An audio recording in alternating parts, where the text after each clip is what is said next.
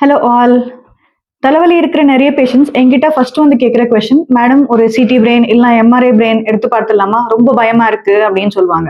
So எல்லா தலைவலிக்கும் CD brain இல்லை MRI brain தேவையா, இல்லை மாத்திரை மருந்துல சரி பண்ணலாமா, இல்லை லைஃப் ஸ்டைல் மாடிஃபிகேஷன்ஸ்லேயே கூட தலைவலியை சரி பண்ணலாமான்னு இந்த வீடியோவில் பார்க்கலாமா.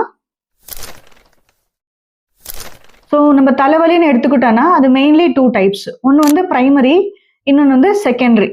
ஸோ நம்ம ஃபர்ஸ்ட் செகண்டரி ஹெட்ஏக்னா என்னன்னு பார்த்தா நம்மளுக்கு ஈஸியாக பிரைமரி ஹெட்ஏக் என்னன்றது புரியும்.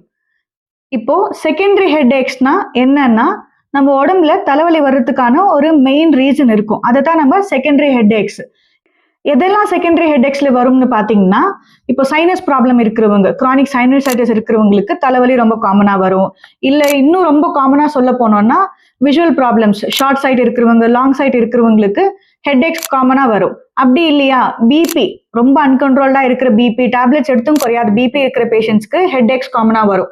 ஸோ இந்த மாதிரி பேஷண்ட்ஸ்க்கெல்லாம் ஹெட்ஏக் வந்தா இது வந்து செகண்டரி ஹெட்ஏக்ஸ். அப்படின்னா தலைவலி வர்றதுக்கு உடம்புல ஒரு காரணம் இருந்து தலைவலி வருது. ஆனா நீங்க பிரைமரி ஹெட்ஏக்ஸ் பாத்தீங்கன்னா நம்ம உடம்புல ஒரு ரீசனே இல்லாம நம்மளுக்கு தலைவலி எடுக்கும். பிரைமரி ஹெட்ஏக்ஸ்ல என்னென்ன டைப்ஸ் அப்படின்னு பாத்தீங்கன்னா மெயினா டென்ஷன் டைப் ஹெட்ஏக், அப்புறமா மைக்ரேன், அப்புறமா கிளஸ்டர் ஹெட்ஏக்னு இருக்கு. டென்ஷன் டைப் ஹெட்ஏக் என்னன்னு பாத்தீங்கன்னா இந்த பகுதியில் நம்மளுக்கு இந்த தலை ஃபோர்ஹெட் பகுதியில நெத்தி பகுதியில டைட்டா பேண்ட் கட்டின மாதிரி தலைவலிக்கும். இதை நம்ம டென்ஷன் டைப் ஹெட்ஏக்னு சொல்லுவோம். இது யாருக்கெல்லாம் வரும்னு பாத்தீங்கன்னா கண்டினியூஸா ஒரு போஸ்டர்ல இருக்கிறவங்க, நிறைய ஸ்ட்ரெஸ்ல இருக்கிறவங்க, ரொம்ப நேரம் ஃபோன் பாக்குறவங்க, இந்த கழுத்து மசில் இல்லைன்னா இந்த ஸ்கேல்ப் மசில் ஸ்ட்ரெயின்னால வர்ற ஹெட்ஏக் தான் இந்த டென்ஷன் டைப் ஹெட்ஏக். இது யூஸ்வலா ஒரு 30 மினிட்ஸ்ல இருந்து ஒரு 2-3 டேஸ் வரைக்கும் கூட இந்த ஹெட்ஏக் கண்டினியூஸா வரலாம். இந்த ஹெட்ஏக் இருக்கிறவங்க பெரும்பாலும் லைஃப் ஸ்டைல் மாடிஃபிகேஷன்ஸ்லேயே இந்த ஹெட்ஏக்கை வரவிடாம தடுத்துடலாம். ஃபார் எக்ஸாம்பிள் அவங்களோட போஸ்டர் கரெக்ட் பண்றது, ஸ்கேல்ப் மசாஜ் பண்றது, நெக் மசாஜ் பண்ணிக்கிறது, ஃபோன் நிறைய நேரம் யூஸ் பண்ணாம இருக்கிறது, அப்படின்னா ஸ்கிரீன் டைமை குறைக்கிறது. ரொம்ப முடியலன்னா டாக்டர் கன்சல்ட் பண்ணி பெயின் கில்லர்ஸ் யூஸ் பண்ணலாம். பட் ரொம்ப கிரானிக்கா வருதுன்னா இதை வராம தடுக்கிறதுக்கு மெடிகேஷன்ஸும் இருக்கு. ஸோ டாக்டர் கன்சல்ட் பண்ணி மெடிகேஷன்ஸ் எடுத்துக்கணும். ரெண்டாவது பாத்தீங்கன்னா மைக்ரேன், அப்படின்னா ஒற்றை தலைவலின்னு சொல்லுவாங்க. ஒரு சைடு மாத்திரம் நம்மளுக்கு தலைவலி வருது. இது வந்து ஃபீமேல்ஸ்ல ரொம்ப காமனா இருக்கும் அண்ட் பர்டிகுலர்லி மென்ஸ்ட்ரேஷன் டைம்ல ரொம்ப காமனா இருக்கக்கூடிய ஹெட்ஏக். இதுக்கு நிறைய ட்ரிகர் ஃபேக்டர்ஸ் இருக்கு. சாப்பாடு ஸ்கிப் பண்ணாலோ இல்லை ஆங்ஸியஸா இருந்தாலோ அவங்களோட டெய்லி ருட்டீன் ஏதாச்சும் சேஞ்ச் ஆனாலோ மைக்ரேன்றது ட்ரிகர் ஆயிடும். இந்த ஹெட்ஏக்குங்கிறது 30 to 45 மினிட்ஸ்ல இருந்து 72 hours வரைக்கும் கூட இந்த ஹெட்ஏக் நீடிக்கும்.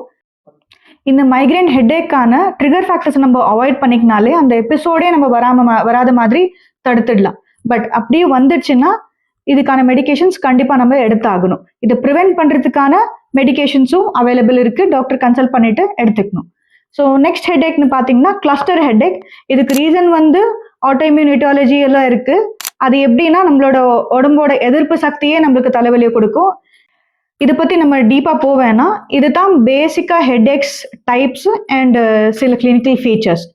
ஸோ தலைவலி வந்துச்சுன்னா எப்போ மேடம் சிடி ஸ்கேன் எடுக்கிறது, எப்போ எம்ஆர்ஐ எடுக்கிறது அப்படின்னு கேட்டிங்கன்னா கிரானிக் ஹெட்ஏக் இன் பீப்புள் மோர் தென் 65 இயர்ஸ், 65 வயது ஆனவங்கள்ல தலைவலி வந்தா அண்ட் தலைவலி வீக்னஸோட வருது, அப்படின்னா ஸ்ட்ரோக் சிம்டம்ஸ், கையில காலில் வீக்னஸோட வருது, இல்ல பேச்சு கொளறி ஆகுது, அப்புறமா ஹெட்ஏக் வருது அப்படின்னா அப்போ சிடி ஸ்கேன் இல்லைனா எம்ஆர்ஐ எடுத்தாகணும்.